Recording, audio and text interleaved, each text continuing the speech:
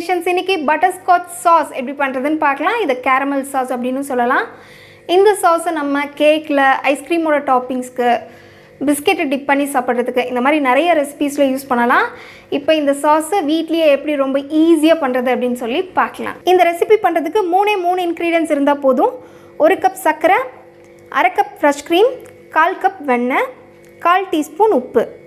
நீங்கள் salted butter, அதாவது உப்பு சேர்த்துன பட்டர் யூஸ் பண்ணுறதா இருந்தால் இந்த உப்பு தேவையில்லை. நான் இங்கே அன்சால்ட்டட் பட்டர் யூஸ் பண்ணுறேன், அதனால் உப்பு யூஸ் பண்ணுறேன். பட்டர்ஸ்காட்ச் சாஸ் பண்ணுறதுக்கு நம்ம எடுத்து வச்ச இந்த 1 கப் சர்க்கரையை கேரமலைஸ் பண்ணிக்கலாம். எப்பயுமே கேரமலைஸ் பண்ணுறதுக்கு கொஞ்சம் பெருசாக அடிகனமான பாத்திரமாக எடுத்துக்குங்க. அப்போ தான் ஈவனாக எல்லா சைடும் உங்களுக்கு மெல்ட் ஆகும். அதே போல் ஃப்ளேமை ரொம்ப ஹையில் வைக்க வேண்டாம், மீடியம் லோ ஃப்ளேமில் வச்சுக்கோங்க. ஃபஸ்ட் இது கொஞ்சம் மெல்ட் ஆகி வர வரைக்கும் நீங்கள் எந்த டிஸ்டர்பன்ஸும் பண்ண வேண்டாம், கலரி விடவும் வேண்டாம். மெல்ட் ஆக ஸ்டார்ட் ஆகட்டும், அதுக்கப்புறம் நீங்கள் ஈவனாக மிக்ஸ் பண்ணிக்கோங்க. பாருங்கள், கொஞ்சம் மெல்ட் ஆகி இந்த மாதிரி கட்டி கட்டியாக ஃபார்ம் ஆகிருக்கு. இது எகெயின் மெல்ட் ஆகணும்.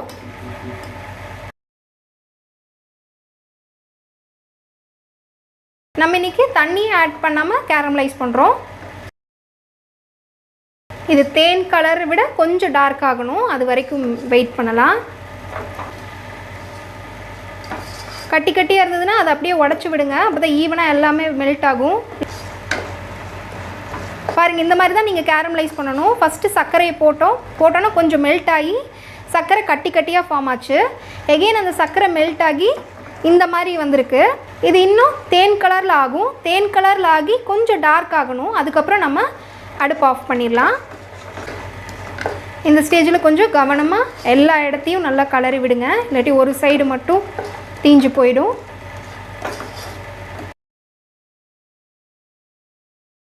பாருங்கள், தேன் கலரை விட டார்க்காக நமக்கு கிடச்சிருச்சு. இந்த ஸ்டேஜில் நம்ம அடுப்பு ஆஃப் பண்ணிடலாம்.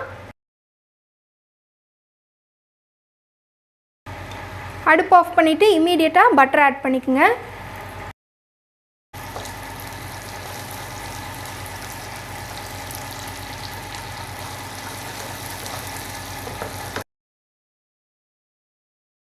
கால் கப் வெண்ணெய் ஆட் பண்ணதுக்கப்புறம் நம்ம எடுத்து வச்ச 1/2 கப் க்ரீம் ஆட் பண்ணிக்கலாம்.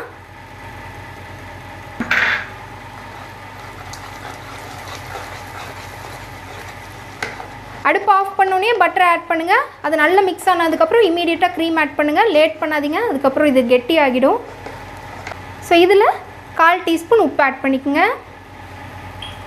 ஸோ நான் முன்னாடியே சொன்ன மாதிரி சால்ட்டட் பட்டராக இருந்ததுன்னா நீங்கள் இந்த உப்பு ஆட் பண்ண வேண்டியதில்லை.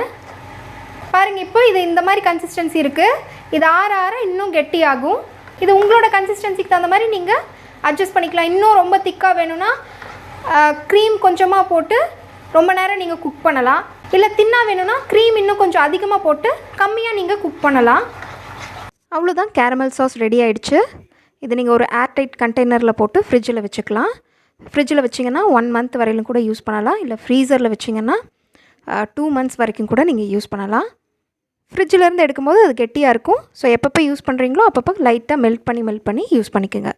இந்த சாஸ் வீடியோவுக்கு டார்க்காக தெரியுது, ஆக்சுவல் கலர் இதை விட லைட்டாக தான் இருக்கும். ரொம்ப ஃபாஸ்ட்டாக டேஸ்ட்டாக பண்ணக்கூடிய பட்டர்ஸ்காட்ச் சாஸ் எப்படி பண்ணுறதுன்னு பார்த்தோம். இதில் மெயினாக தீயை மட்டும் விட்டுறாதீங்க, இதனோட டேஸ்ட்டே ஸ்பாயில் ஆயிரும். ஜஸ்ட் அந்த தேன் கலர் வந்து அடுத்த ஸ்டேஜில் இம்மீடியட்டாக நீங்கள் அடுப்பு ஆஃப் பண்ணிடுங்க, அதுதான் ரொம்ப முக்கியம். இல்லாட்டி தேன் கலரில் கூட ஆஃப் பண்ணிடுங்க, தப்பு கிடையாது. தீயை மட்டும் விட்டுறாதீங்க. நீங்களும் உங்கள் வீட்டில் செஞ்சு என்ஜாய் பண்ணுங்கள். அடுத்த வாரம் இதே போல் ஒரு சூப்பர் டிஷ்ஷோட உங்களை சந்திக்கிறேன். தேங்க்ஸ் ஃபார் வாட்சிங் this video. If you like this video, subscribe my channel, click the like button and share this to your friends.